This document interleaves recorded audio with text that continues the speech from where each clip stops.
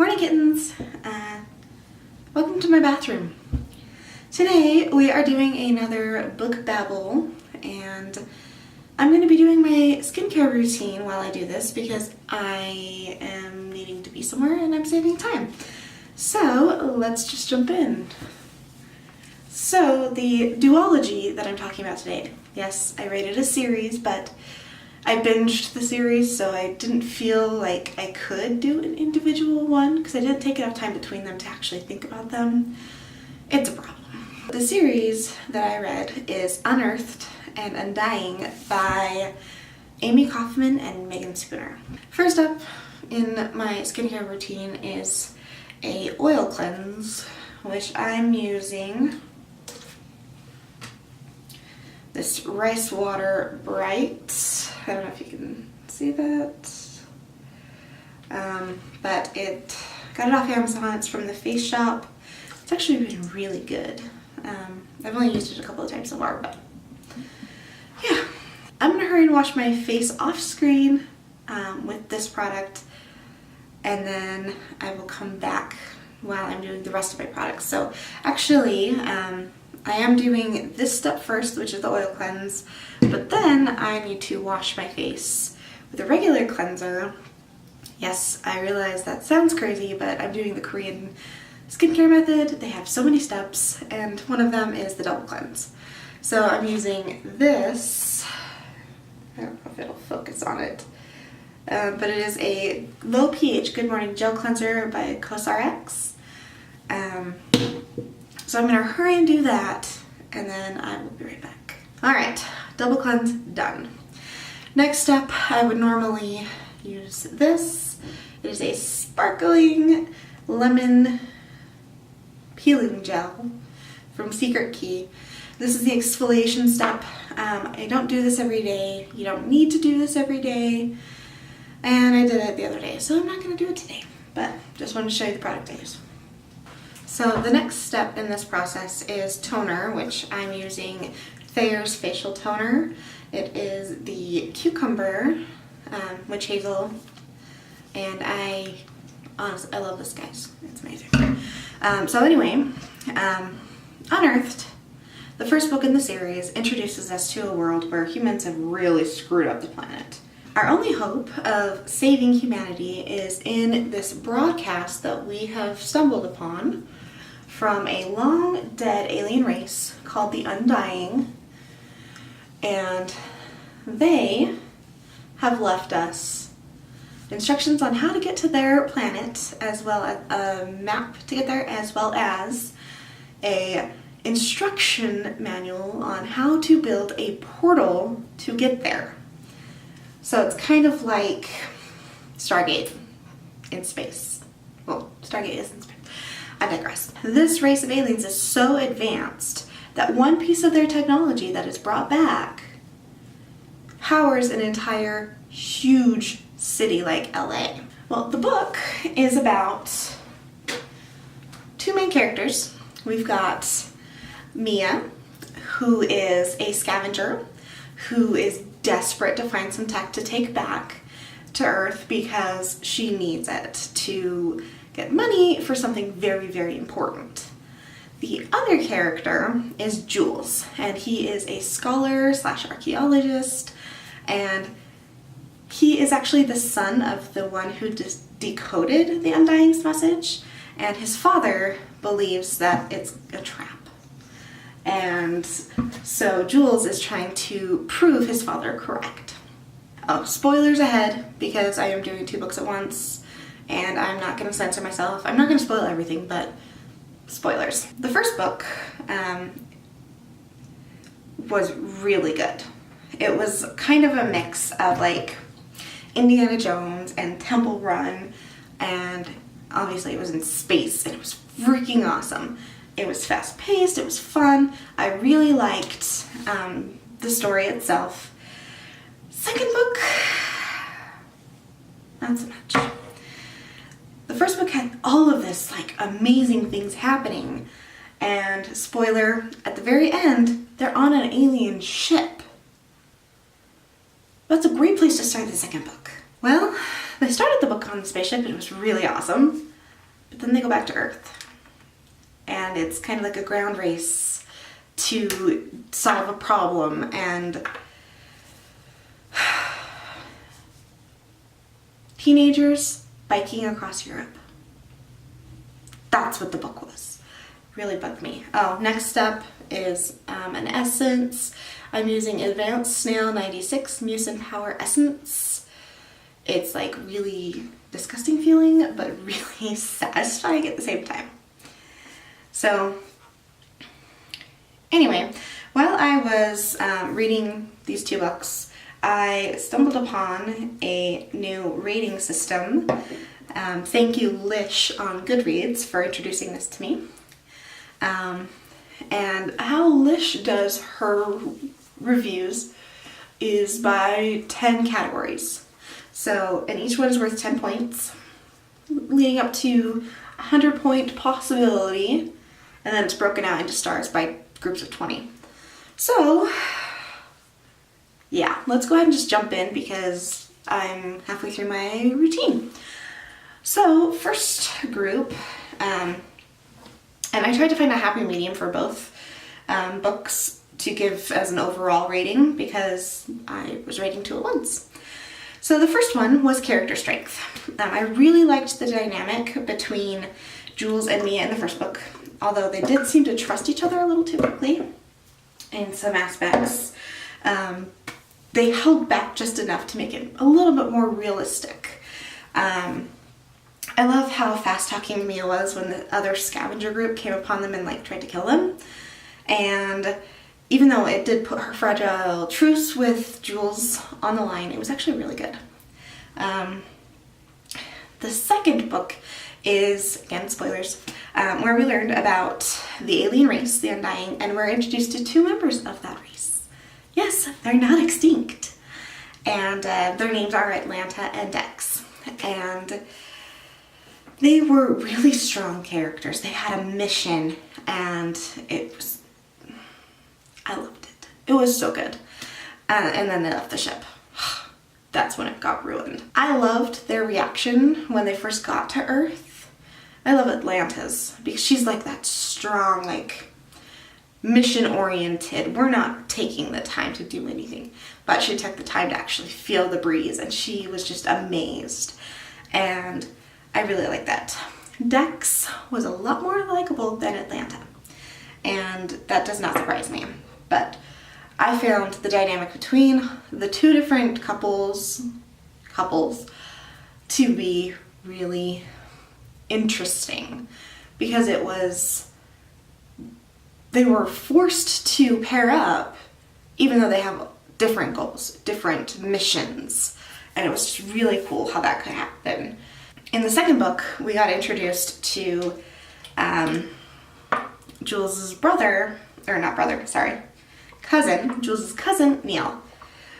His cousin, first introduction, he seemed like an airbrained jock who was actually really smart. Oh, next up is a serum.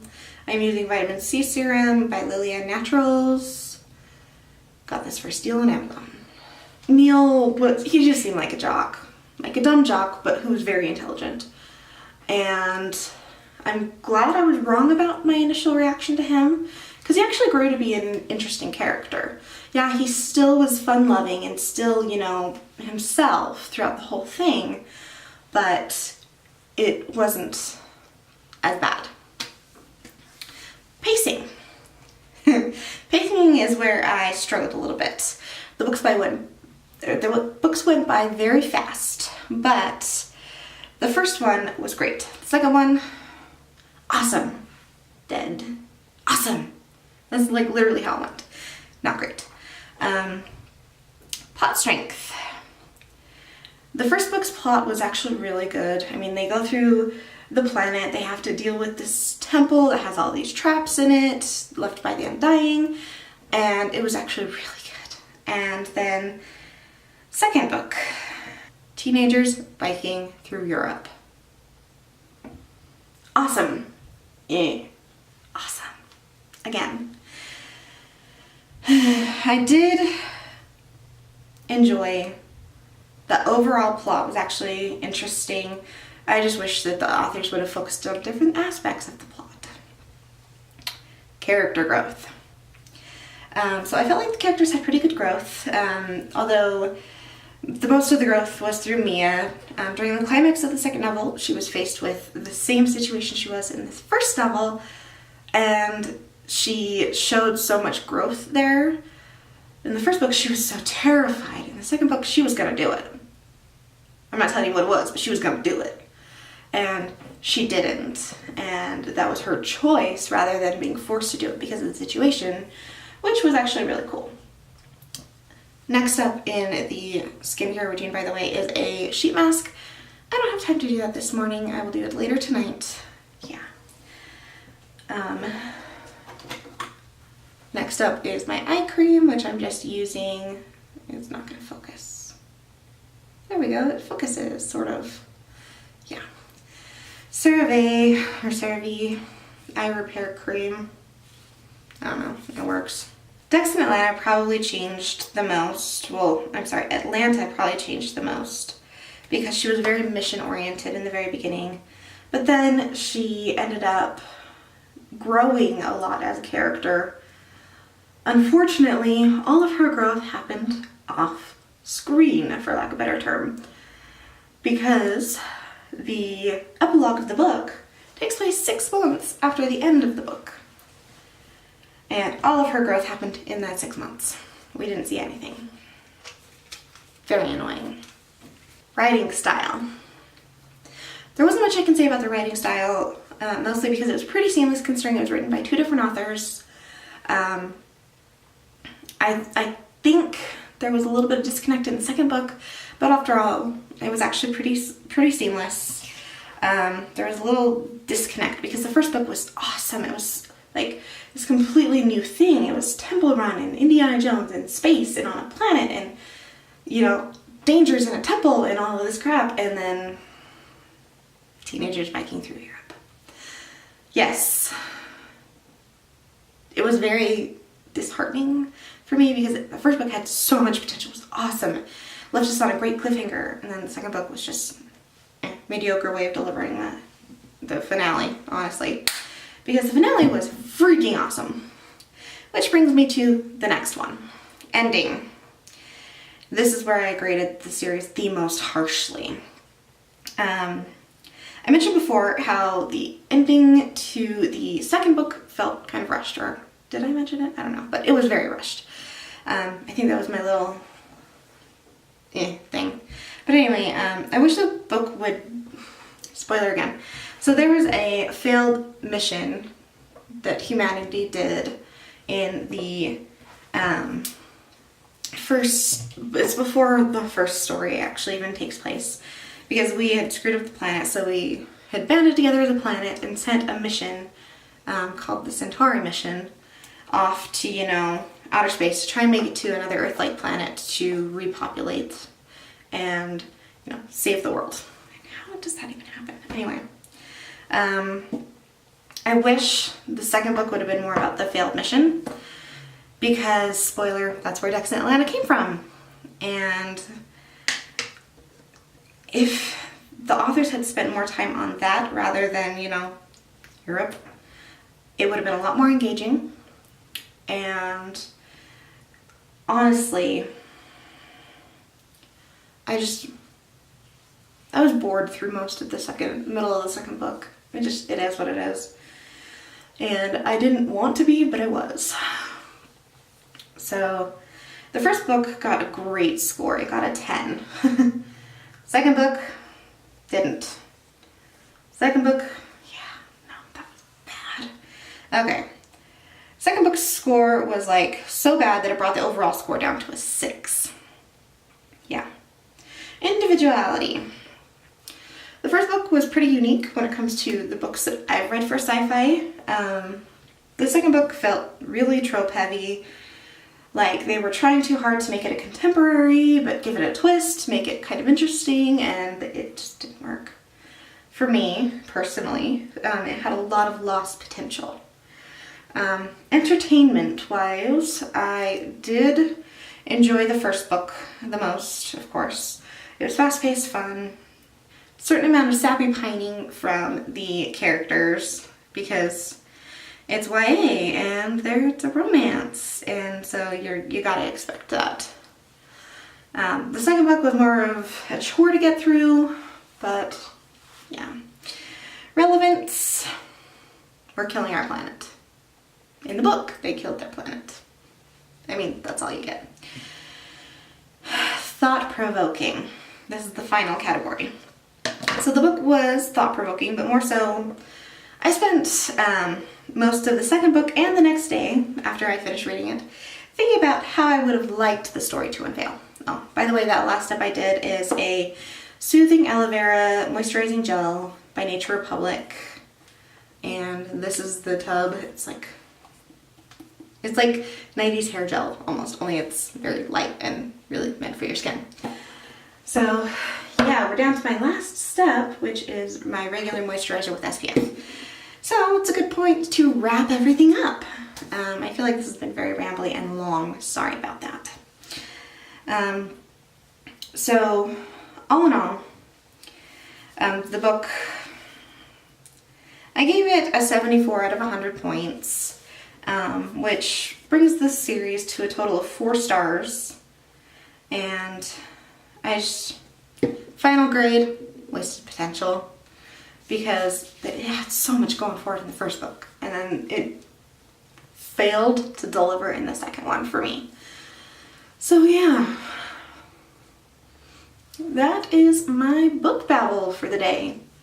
And I just put on my SPF, and I just use this Cetaphil Daily Moisturizer for all skin types, SPF 15. I spend most of my day inside an office, so I don't really go for the heavy SPF, and yeah, that's my skincare routine. So, hope you liked it. And yeah, I'm gonna go do my hair and go to work now, and yeah, I'll be editing this video later tonight. So, when it comes to these book babbles, yes, they are longer, but I really like doing them, and if you guys want me to continue to do them, please comment down below. I would really love to hear from you guys because I like babbling about books and rambling. It's kind of fun. Even though I did have bullet points, it was still hard to stay on track. So yeah, I hope you liked the video. If you did, please give it a thumbs up. If you are new here, please think about subscribing and clicking the bell notification to follow along with my journey. And I will see you guys in my next video. Bye!